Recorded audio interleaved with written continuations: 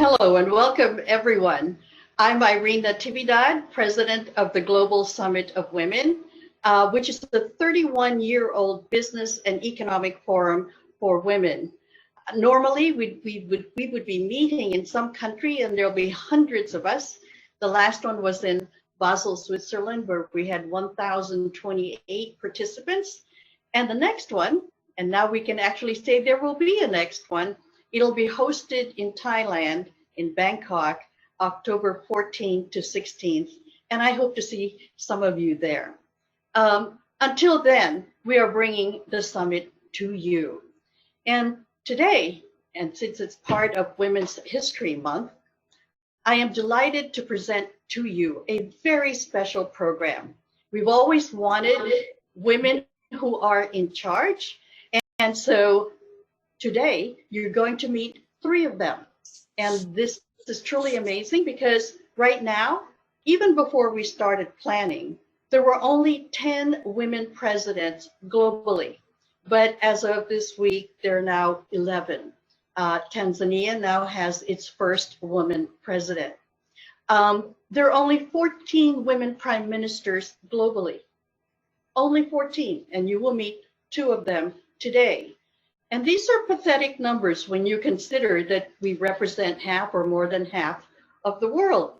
And when you also remember the stories that initially countries led by women did better in controlling the COVID virus. And right now, Taiwan, New Zealand, Iceland are back to normal. Again, countries headed by women. So clearly, we need even more. And right now, the W20, which is the women's arm of the G20, is pushing for more such positions to be held by women, because clearly having women in charge is a plus rather than a minus. So let me begin with Aruba, where the Prime Minister is Evelina Weaver-Crows. And she came into power in 2017. She made history by being the first woman to hold this position. Prior to that, she was a member of parliament for about 8 years. And prior to that, she was a tax lawyer. In fact, she worked at the tax agency in her country and then headed it up as director general. She is a lawyer by profession, and being prime minister also means that she's, and I have to read all of this, she's Minister of General Affairs, of Integrity, of Energy, Innovation, and Government Organization. So let me show you this video that tells you even more about her.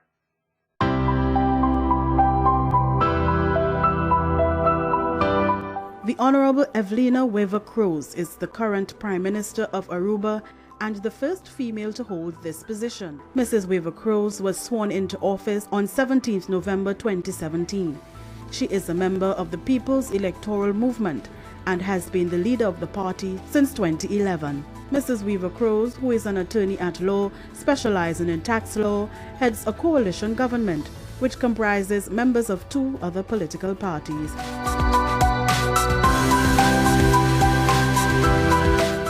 Aruba is part of the Dutch Kingdom, the Kingdom of the Netherlands, together with Curaçao and Saint Maarten. Those are islands in the vicinity. Bonaire, Ceiba, and Statia are also close by, are part of the Netherlands. Today, Aruba and Curaçao both technically being self-governing countries, but still having partial influence under the Dutch government. Aruba is a very small island in the Caribbean Sea. We have a population of 110,000, 70 square miles, and it's always sunny. We have good weather. But of course, there are other challenges.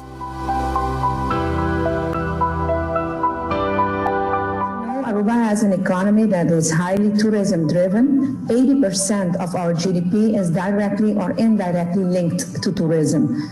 So the COVID crisis hit us hard, not only on public health, but also socio-economically. We closed our borders for the first time in Aruban history, so we could address the spreading of the virus on the island and to create a safe environment for our tourists or visitors to come back.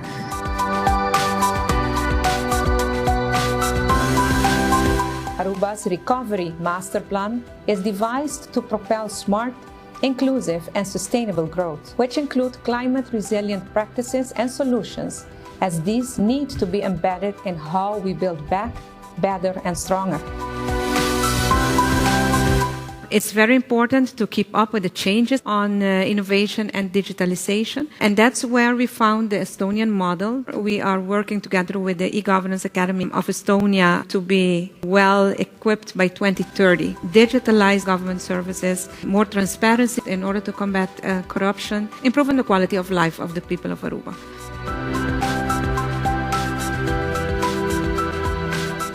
Through an unwavering commitment and exponential leadership, women are an essential part in driving and thriving societies and businesses that increase prosperity, that increase the well-being of our communities, and that are able to boost an entire country's GDP.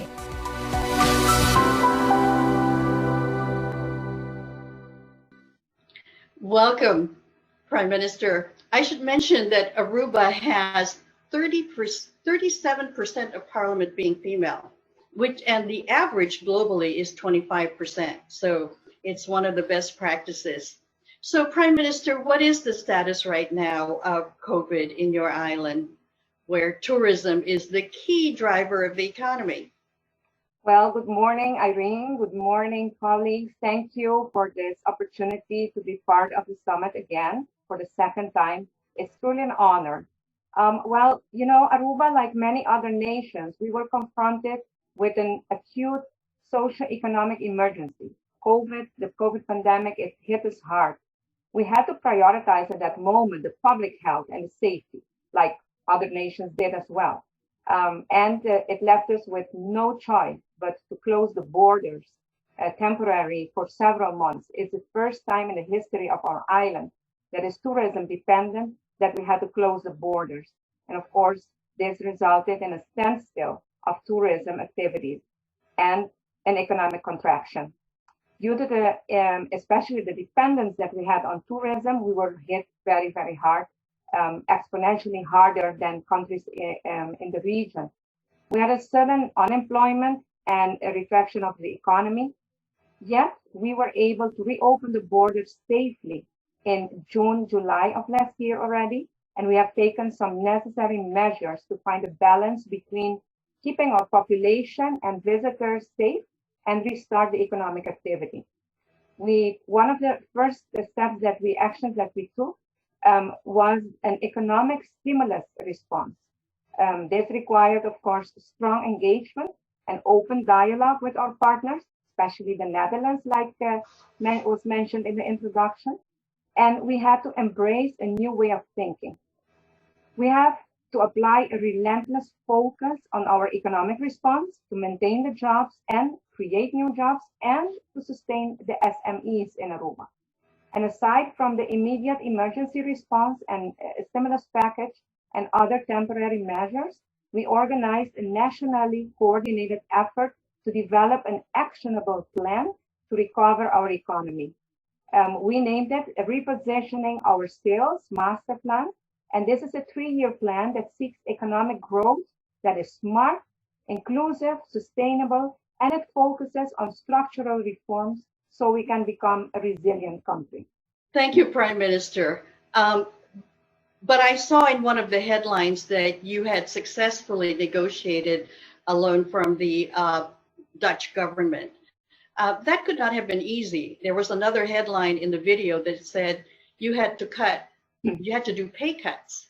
Was that part of the condition for the loan? No, we have a long-standing relationship with the Netherlands, and Aruba has never been financed by the Netherlands. Although we're part of the kingdom, we were always financially self-sufficient. And in case we needed financing, we always went to the international market to get a financing. But when COVID hit, the financial market closed on us. We were no longer able to finance our needs on the international market. Then the only way forward was through the Netherlands. And my apologies. Before going to the Netherlands, we brought all the stakeholders together And we said, before asking for help from the Netherlands, let's show what we can do. And then we asked everybody to show solidarity and to make the pay cuts. And everybody did it. The public sector, the semi-public sector, the private sector as well. And then when we already could show the sacrifices made by Aruba, it made the negotiations with the Netherlands easier. Well, it's never easy to lead a country during a crisis like COVID. So has vaccination started yet in your country? Yes. Actually, the 16th of February, we started vaccination. Currently, 12% of the population is vaccinated. And within a month, we will be at 30%, and then we will continue. Wonderful. Good to hear that. Yeah. So you've been in this position for some time now. What are the skills that you felt you had to draw from to be able to lead during this crisis? Well, to be very honest, this crisis confronts you with strengths that you didn't know you had. To be very honest, it took from me a lot of course, patience, but everything takes patience. But it was the communication that was key to the success of Aruba. We immediately started with communicating with the people of Aruba through press conferences every evening at 7. And it was every day, and people would look at me and say, wow, she looks tired, she looks stressed, she has more white hairs. But the message came across, and in the first part of the pandemic, especially the hardest part from March, because March 13th was the first case that we detected in Aruba, till June, July, when we reopened the borders, that was the first and the most difficult part. We had the lockdown, we had a shutdown, we had curfews, things that we never had in Aruba. But through communication and, empathy, I think empathy is the most important thing, because you need to understand what people are feeling. There are people that are insecure, they're losing their jobs, and children cannot go to school. And if you just try to communicate like military or just imposing, the message will not get there. So it was a lot of communication, talking to the people, being among the people is also to know what they're feeling. I think that was the clue. And I have to say, Aruba has had in history since the 40s, 1940. Aruba started striving for more autonomy within the Kingdom of the Netherlands. And that has made us different from the rest of the kingdom. And since 1940, it was realized in 1986 when we achieved our autonomous status. So we have to strive, we have to fight for it. And that love that we all have for Aruba, the unconditional love and well, I don't know how to express it, but for Aruba and what we have done to be autonomous, I think that has brought us together in this difficult time. We have confronted many challenges in the past, but this is a huge challenge, and we're confronting it, and we will surpass. We will prevail. I think you just mentioned characteristics that the Prime Minister of New Zealand also emphasized: empathy, communication, being with your people, understanding that this is something that together is being suffered by the whole nation, and that actually does work, and also persistence. Now, you're the first, of course, Prime Minister ever who's female. Overall, why do you think there are so few of you, so few of those of you, even in this forum today? I think it's very different depending on the countries and what the countries have been through. I think that as women, we have made advancements and breaking glass ceilings all over the world and in history. However, there are still structural barriers that remain in place, and this inhibits women and girls from every background to perhaps achieve their maximum potential and opportunity. This pandemic has not helped us, Irene, to be very honest. This pandemic is making us face that the advancements that we have been making, that they are fragile. And it reflects that the challenges are enormous. And women all over the world are the most affected by the pandemic in terms of job loss, unpaid time off that they had to take care of the children due to closing of the schools, increasing domestic violence. They had to work from home to care for the family, and so on. So what we now must do is to make sure that everything that we have done in the past, that we, our generation, and the generations before us have done in the past, to strengthen the position of women in leadership, that we do not lose all the efforts that were done. So we must be very careful that this temporary crisis, because this crisis is temporary, that it will not lead to structural regression when it comes to gender equality. Because well, thank you. Yes, thank you for reminding us of what's called the She Session, the huge loss of women in the economies as stakeholders in the economies globally. In fact, I was saying to somebody, it's like each country has to regrow their economies with one hand tied behind their backs, because one big chunk of workers, women who represented 37% of the global GDP pre-pandemic, are not there. And it is likely that a lot of the job losses may be permanent. So thank you for reminding us that we have to confront that each country must confront that loss and do something about it. So I hope you're not the last woman prime minister. I hope you're working towards having more. So what do you think? What would you like people to remember in terms of your work when you're finished with your tenure as prime minister? What do you want to leave behind that you feel was a true achievement? Well, first of all, I would like for the people in Aruba, especially the girls and the boys, the youth, to be aware that you can achieve anything that you set your mind to. And there are no boundaries as long as you work hard for it and you do it on the path of integrity. I would like to see more women in the political arena and taking a seat at this important table. Women often list as their preferences a private sector career or family or personal life obstacles to enter into politics. And I hope that me myself, when I entered into politics, I had three relatively small children, but I did it as well. I left my career as a lawyer behind to do it. So I hope to inspire more women, because I think that women bring other characteristics to the political arena at the table.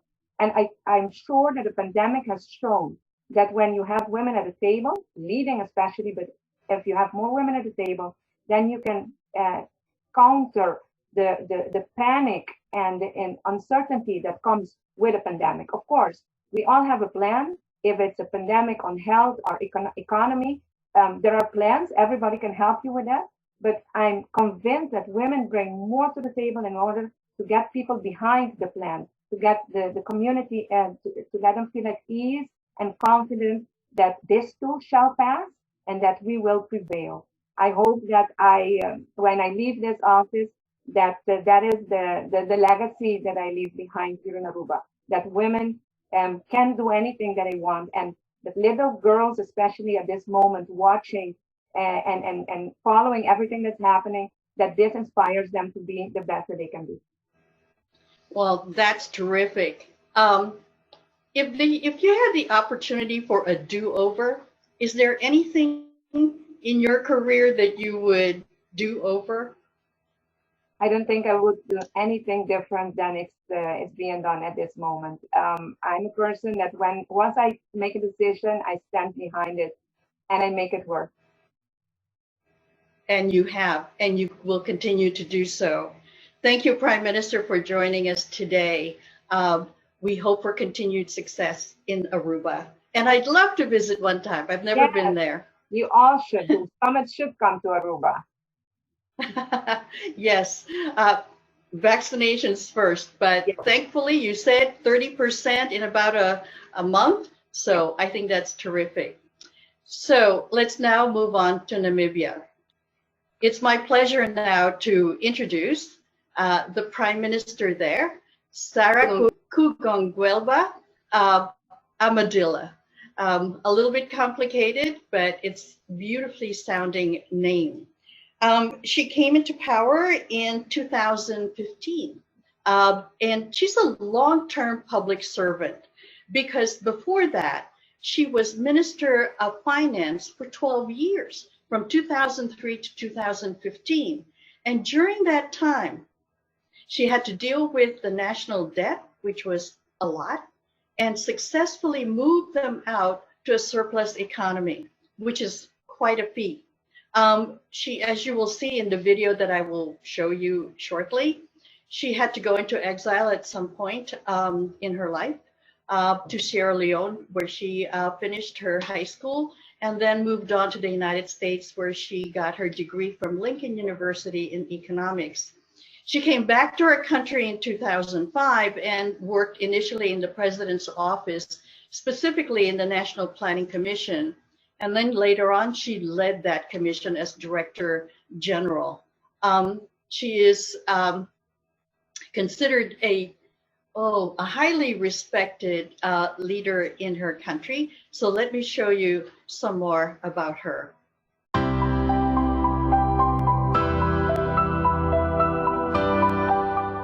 Prime Minister Sarah Madela is one of Namibia's youngest politicians who is admired by young and old in the country.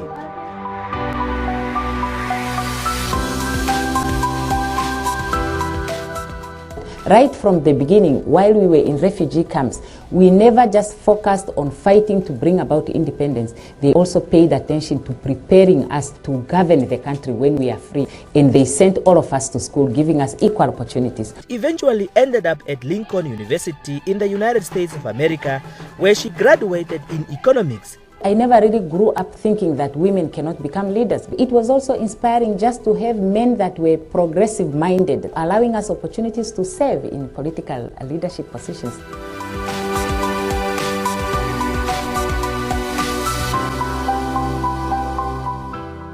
As the country's long-serving finance minister, she led Namibia to its first budget surplus. So the world has responded positively. What do you think is counting in your favor? Well, we are very happy that the global markets have received us very well.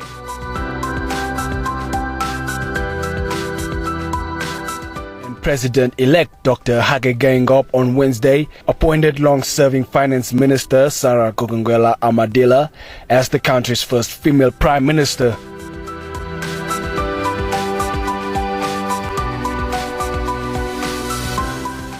We should make sure that we empower the women, we inspire the women, we change the mindset of the Namibian public, including those of men, to actually embrace women as equal partners with equal potential to develop Namibia. Studies have found that if better use were made of the women of the world, economic growth would increase in all countries, the number of people living in poverty would decline, business performance and innovation would be enhanced, the cost effectiveness of healthcare and social programs would be raised, and environmental damage from unsustainable activities would decrease.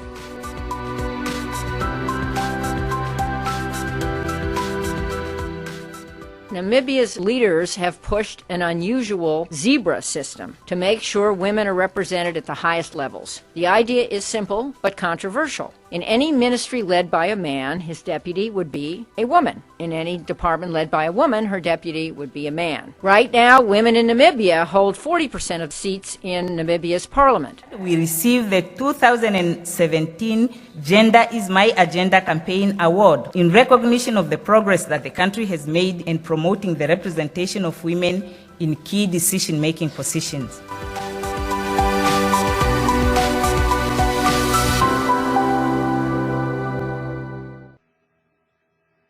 Welcome, Prime Minister. Good to see you again. I should mention to people that it's actually 44% of Parliament in Namibia is now female, and 39% of the cabinet is female. So, Prime Minister, Who came up with the idea of a zebra approach to leadership, to political leadership in your country?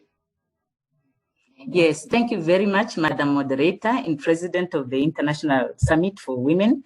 That idea actually came from the founding president of our republic, who was also president of our political party that has been governing the country since independence, and was embraced by successive presidents after him, the second president and the current president. And that zebra style of listing is only applicable in the ruling party. And that is the reason why, although the ruling party has 65% of the seats in parliament, the representation of women is lower, because this policy is not practiced in other political parties that are represented in parliament. But we do have a threshold for women representation at the local authorities level, which is set at 30%. Unfortunately for the regional councils, it has been difficult to have that because it's first past the post. You have only one person representing a constituency. And therefore, in the second chamber of parliament, which is the National Council, made up of representatives from the regions, the gender representation there is not very good. Well, thank you for that. But still, compared to the rest of the world, Namibia's numbers look very good. My question to you initially is, of course, Namibia too is dealing with COVID. How do things stand? Where do things stand right now in terms of mitigation of this virus and vaccinations? Mm-hmm. Yes, we too are a small open economy where tourism plays a very significant role, and we import much of what we consume and actually export much of what we produce. And with the restrictions impacting on the movement of goods, we were impacted in terms of bringing things into the country, some of which were necessary, but we also had to close down our borders in order to mitigate against the spread of the virus. And given the fact that this is a leading sector in terms of job creation, that heavily impacted on employment situation in the country. And we already had high unemployment levels. So we had a lot of retrenchments in this sector. The economy went into a recession, and because some expenses could not be postponed, this resulted in escalation of debt.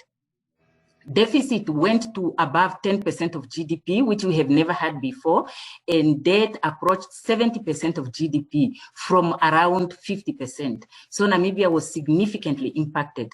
But because of high levels of poverty and unemployment, we were forced to maintain our social safety nets and roll it out further by introducing what we called an emergency income grants to assist those citizens that lost their employments, those whose industries were shut down as part of the lockdown, to incentivize industries to limit at least retrenchments by co-financing the cost for maintaining employment for their employees, and also by assisting those whose remunerations were reduced to cope by giving them an additional subsidy. These are some of the interventions we made. And we also thought that maybe we can optimize the opportunities for employment that came with the COVID by assisting SMEs to manufacture sanitizers and masks, for example. That's terrific, creating new jobs during this horrible crisis. So have borders been reopened so you can do trade, or is that still sort of... Yes, borders have since been reopened. We reopened them sometimes last year after we have organized ourselves, and we were in a position to make sure that people that came in could be quarantined or could be managed in terms of where they go, so that we can limit infections, so that we are seeing now the recovery of the economy. But this recovery is very, very marginal, and we believe that it's going to take us quite some time to get to where we were before. And there is going to be a significant impact in terms of government's ability to continue with some of the important and programs that we thought were necessary for empowering the majority of the African population, the indigenous communities in the country that were previously disadvantaged during the colonial period and were being targeted by government with support programs in order to bring them on board the economy and to provide them with education so that they are able to have a better future in terms of jobs. So growth overall is, in terms of the projects that you wanted to have in place, has been curtailed, if you will. So do you think that these stimulus payments that have been given out by the government, has it been working, do you think? Yes, we believe that it assisted many households to actually just have a meal. Many of them didn't really know where the next meal was going to come from. But because they had to spend this money practically just to eat and not to engage in economic activities, it has not had a lasting impact on the economy. So we are expecting the economy to recover only marginally, maybe by about 2% after it decreased by more than 7% the last year. And we expect that in a year after that, it may grow by only 3% and then 4% after that, which for a country like Namibia with high levels of unemployment is grossly inadequate to really make an impact on unemployment and poverty. What do you feel has been your toughest decision to make so far during this transitional time? Yeah, the toughest decisions that we have had to make is to shut down the country and to shut down the industries. It was very difficult in the beginning to convince the population, but as time went on, they started to understand. Unfortunately, when communities started to embrace the need for us to lock down the economy, it was only after we started to experience fatalities. People started dying from COVID. Then people started to realize that this thing is real. Initially, it was a challenge to get people to actually even embrace the COVID protocol, to say, wear your mask, keep a safe distance, do not open bars or something like that. It was a challenge. So that was one of the most difficult decisions that we have had to take. Another decision that was difficult that we have had to take was to recognize the impact on the economy and on the revenue of the government, and therefore the need to cut down on some of the expenditures that are very, very critical.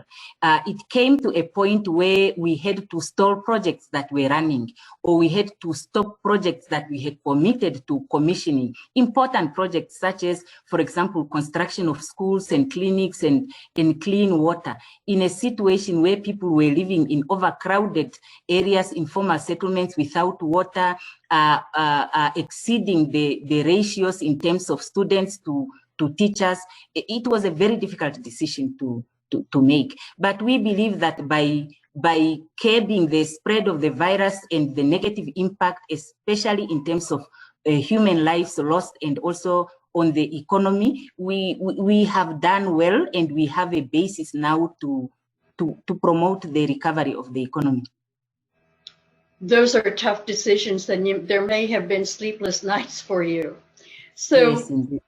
So where did you draw your strength? What skills do you feel you had to display or to use in order to be effective during this time? And still, I mean, it hasn't, disappeared, this virus.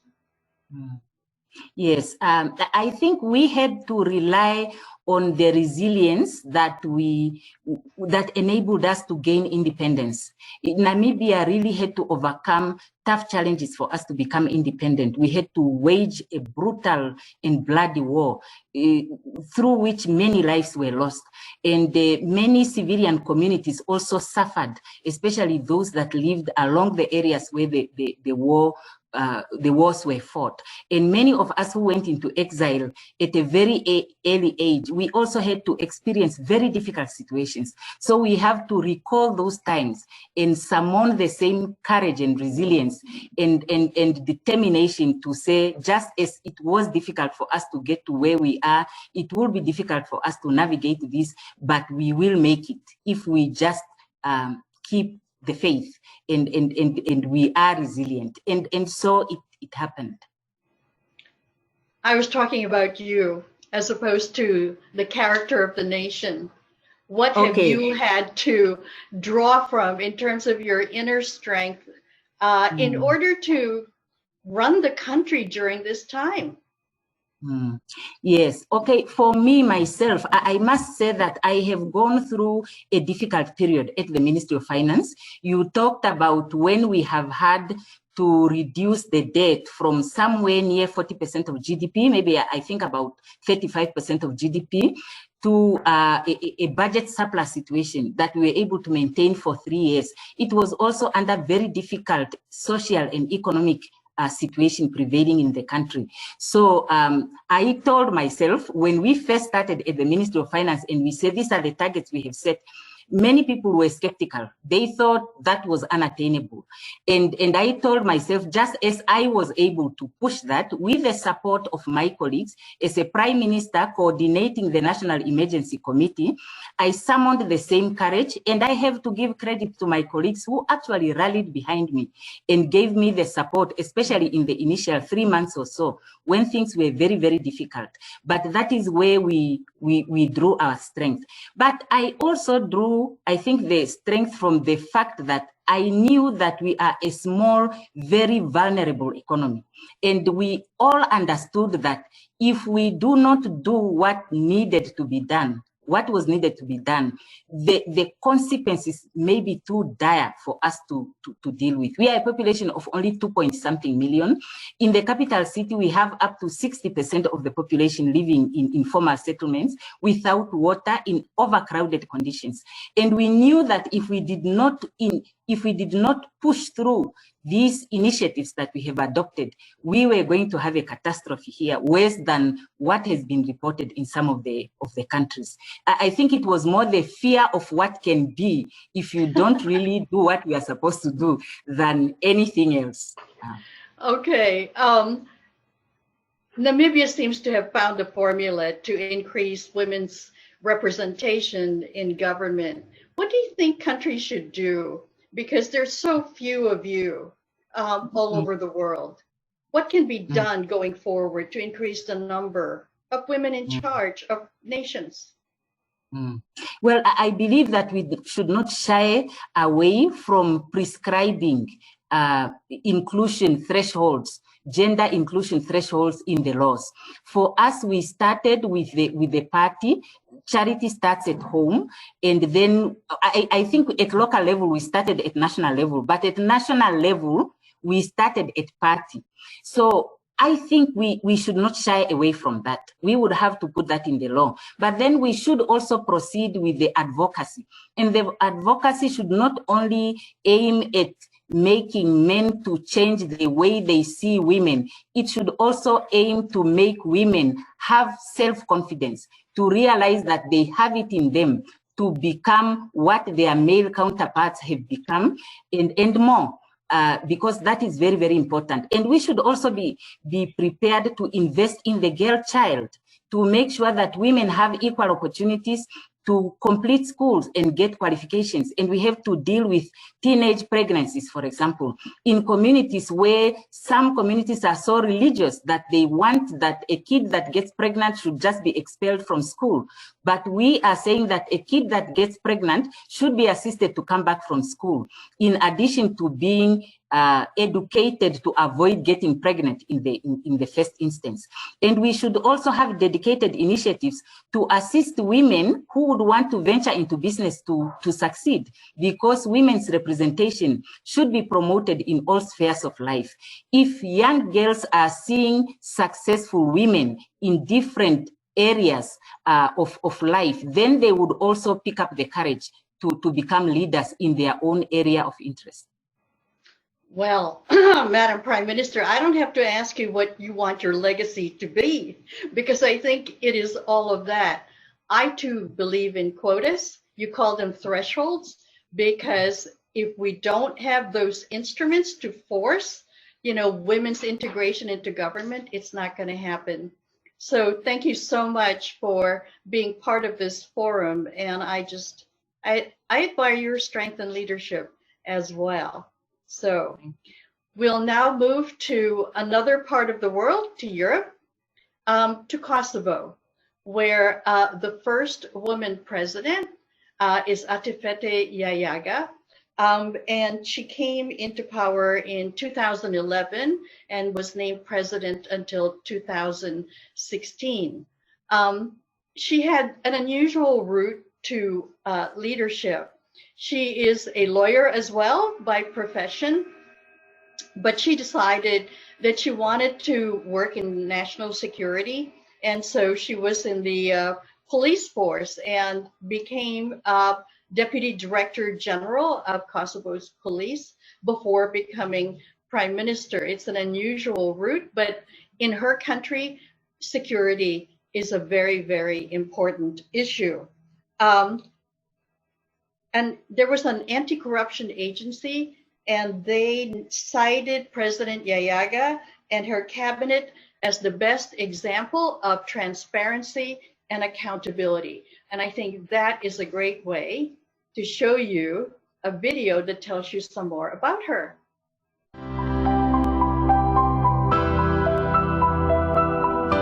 Ms. Atifete Yayaga was sworn in as Kosovo's first female head of state after the parliament elected her unanimously.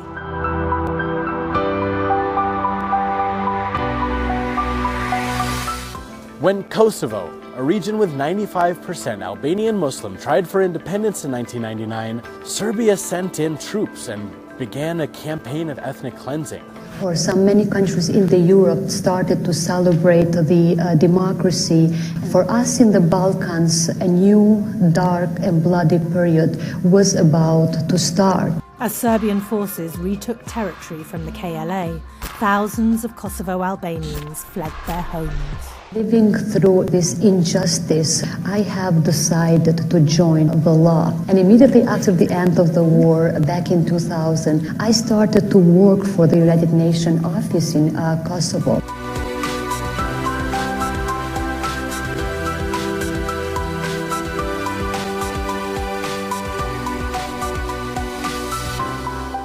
What do you say when you are asked to be the president of the country? The role that very few women in the world have held. Unimaginable role for women in a very patriarchal society. I was used at throwing punches at the glass ceilings and cracking it. But this was the opportunity to crack it all together.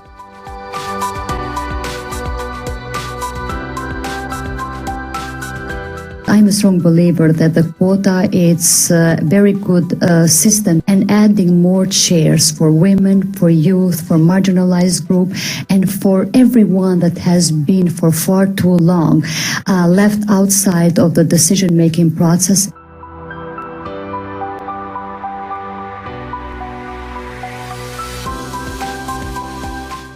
Their bodies were turned into the battlefield. And so that's why I made one of my priority things within my presidency. First of all, to regulate their legal status so they could be considered as the civilian victims of the war. Second, the access to the justice and tackling this culture of the impunity, which unfortunately, since the end of the war, we do not have not a single perpetrator that has been brought in front of justice.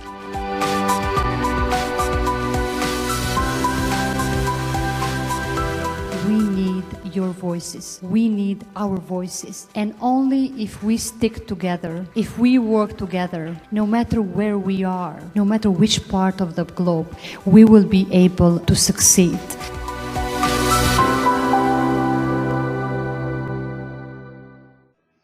Well, President Yayaga, it's good to see you again. Thank you. You don't have to deal with the current health crisis, but what is the situation from your perspective right now in terms of Kosovo's ability to deal with this pandemic? My friend Irene, as both of the, first of all, thank you very much. And it's really a pleasure to be with you today, to be also with two very powerful ladies, such as Prime Minister of Namibia and the Prime Minister of Aruba, and listening from them from daily basis how they are managing the situation with the COVID-19. Actually, Kosovo has not been spared like many other countries in the world from this global pandemic. And we have the very first cases back in end of the February, beginning of March in the last year, and immediately the country and our government has introduced this national emergency plan in place in order, which was introduced with the isolation of the certain cities, certain of municipalities which have been introduced with the first cases of the COVID-19. And later on, the first 2 months, we were in a type of the full lockdown of the entire country because I think this, the whole situation of the COVID-19 was something new for all of the leaders around the world, and which all of us has to be were able to learn as we were moving and managing the situation. And so this has affected our country in many of the fronts, and I think similar like the entire world, Kosovo was also affected. The social fabric has been also touched because of people have lost their jobs, their mental welfare has also been affected due to the isolation. We have yet not received the vaccine because for within a year we have held about 2 processes of the elections, and we are just finished with the creation of the new government yesterday, and this process regarding the vaccine has been negotiated for a couple months in the row, and we are believing by the coming weeks time we will be receiving the first contingents of the vaccine. And but in general, the population of Kosovo is very young. About 60% of the population are under the age of the 30, which is in a way it is making much easier, especially with the spread of the virus. But nonetheless, some of our medical staff has been vaccinated in our neighboring country of Albania, which is in a kind contribution by our neighboring country of Albania and their government. However, the groups that have suffered the mostly by the pandemic are the marginalized groups and women, which were mentioned by both of the prime ministers here. We have had an increase of the cases, which something which has concerned to me personally, which I also have done a lot of projects with the Yahaga Foundation that you have mentioned earlier. We have seen the increase of the cases of the domestic violence reports, and the mental state of the small community has been affected gradually because Kosovo is a country, is very small country, has a very small number of the population, but a very multi-ethnic society, which is also has affected other groups of the community group health. This is why organization and our government have been working closely with all of the groups which have been affected during the time of the pandemic, and during this last year, 2 of the plans, the emergency plans, particularly including the economic recovery plan by the government, has been introduced. One which was introduced last September of last year, and another one that has been introduced beginning of this year, and which has a particular focus and has a gender element on that, how to deal with these recovery packages, which we have seen mainly by the countries and the governments which are mainly led by the women, that has shown one of the best examples of how to manage the situations. Of course, that's sort of a given at this point. You came into power coming from a different crisis, a war that damaged your country enormously. And there too, you were dealing with economic recovery as well as sort of the mental state of a whole nation. And you had focused on recovering the health of the women, the physical health, especially of those women who were raped during that war. So tell me a little bit about what you had to do during that period. What did that mean when so many of the women were damaged in more ways than one? Yeah. Irene, as Hugh already introduced in the video, 22 years ago, we have inherited the country which has been totally destroyed. It's left behind over tens and thousands of people who have been killed and massacred. An estimated number of 20,000 women and men raped during the wartime, where the rape has been used as a tool of war. And still, till today's date, no matter that we're 20 years after the end of the war, we have missing about 1,600 people missing in different massive graves, within the territory of Kosovo and the territory of Serbia. And during this pandemic, I believe that each one of us had the chance to look back on past years and reflect on the present.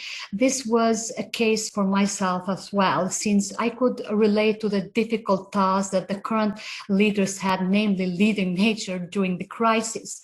And looking back 10 years ago feels like eternity. Nonetheless, I have fresh memories from the times I was elected as the president.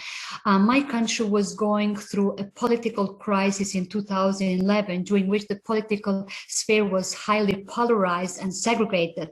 The country needed a leader of state that could serve as the unifying figure without protecting the interest of one political party, but only the overall interest of the state and its people in general. My professional preparation, along with the history of the zero corruptive affairs and highly integrity, made me a perfect fit for the position as the head of state. I was chosen to fix the problems that all my predecessors had created, and they were all men. This is also known as the glass cliff, my dear. This notion describes the idea that when a company is in a crisis, they put a female to lead in order to save it. To answer to your question, it takes a lot of things to lead a country during a crisis, after which I will highlight some of the values that, out of also my personal experience, that I think that are most important based on what I have gone through. The core value it takes is the integrity that I have executed in all of my work. There is a saying in my country that times of crisis and the times of achieve great things because the situation is making occurrences happening in the dust, and you can grab more by being unstopped by the rest. It takes a high moral and ethical principles and the true honesty to have your personality intact during such a trying time. And however, when the dust all settles and the vision is clear, you will not have to carry that burden of having hurt or benefited from the vulnerable when you go at the end of the day to go home to rest or to sleep. And the next, it also takes the empathy. Always care and put yourself in the position of the people that you lead. How would a decision affect your life, first of all, as a mother, as a widow, as a veteran, as an orphan, as a survivor of the domestic violence, as a father living in absolute poverty? Because I have gone through all of this. And take decision as you were the beneficiary, as a stakeholder, or as of the agreement, decision, policy that you are about to unfold or you are about to assign. My last point, my dear, is that it takes a tolerance and openness to receive advice and proposals from experts of the field. We leaders, and as women, as leaders, we actually, in general, as leaders, we may sometimes believe that we know everything, but the truth is that we don't. It takes to be opened to the professionals in the field in order to receive advice on how to manage the crisis from the experts in the field in order to lead to the certain purpose, and especially to lead the country like we are seeing in this situation of the crisis. So my main policy was that I extend the table of the decision and I added more chairs to everyone that has been left aside for far too long: women, marginalized groups, and the minorities. Well, I think a lot, I've been hearing from other women heads of state saying the same thing, that they tend to bring in more people at the table and do tend to listen to experts. I think it's more men that tend to think that they're the only ones who know all the answers. I was going to ask you, any personal sacrifices that you had to make in order to do what you had to do? I think all of my colleagues here, and especially both of the Prime Minister, would share my opinion on that, the sacrifice is every step ahead that we are doing, no matter what we do it, on every decision, on every step is the type of the sacrifice that we make it as the women. And because we are being always judged not by the way that we take the certain things, not by the way that we take the certain decision, but mostly by the way that we are being seen. And most of the criticism comes not because of our way that we lead or the way that we take the decision, but by the way that we look and we appear. And so itself, everything, it has been a sacrifice. And so for me personally, Irene, it was quite of the change for me to change from the background that I had and the excellent career that I had in front of me, which was also the breaking of many of the taboos for the mentality of our country and our people, because no matter that Kosovo is almost in the heart of the Europe, and our country and the most of the countries in the southeastern part of the Europe are very male-dominated society, are very masculine society, where there is always the idea that the men are here to lead and the women to follow. And with my decision to join immediately after the end of the war to the field of the security was kind of the change, and was in a way kind of like breaking or putting the first cracks into the glass ceiling, that the women had no role in this organization, and only if they had in certain of the administrative positions. And my purpose that time was to join to this organization for two reasons. One, not only to the break of the taboo for the women to have their role within this organization, but most importantly, to break into the perception of the people that whenever they've seen the uniform in the streets, what they've seen there, they've seen a beating, they have seen the torturing, they've seen the killing and the prosecution, but not the person which is there to serve to you, and the one which is there to protect your life and to protect your property. And so I was moving throughout my career, and I mentioned earlier that 10 years ago my country was going through a deep political crisis, and at that time until now I do not belong to any of the political party. I was independent. I remained in my independence throughout my mandate as the president. And my sacrifice was that I had to leave the career the way that I had in order to prove the role of the women, where when I took over the office, we had the women representation only based on quota which was the legal and constitutional requirement of quota, about 30%, which was introduced about 8 years before I assumed the office as the president. I was very pleased to see that only 4 years after my election as the president, about 50% of the women into the politics were chosen based on their competences and based in their performance and outside of the quota, which is a big step forward. And now 10 years after, in the last election, we have about 44% of the women represented into the parliament, which is the highest percentage in Kosovo and the region of the southeastern part of the Europe. Well, so it's a high percentage. Yeah. So no matter what kind of the personal sacrifice that we make it, because in certain times, all of us have to make a certain sacrifice in order to unfold the base or the platform for the other women to follow. Well, on that note, thank you so much, President Yayaga. You are indeed a role model, not only for Kosovo, but also for the rest of the world. And your foundation continues the work that you have wanted to do to uplift the women in Kosovo and in other countries. So with that, let me thank our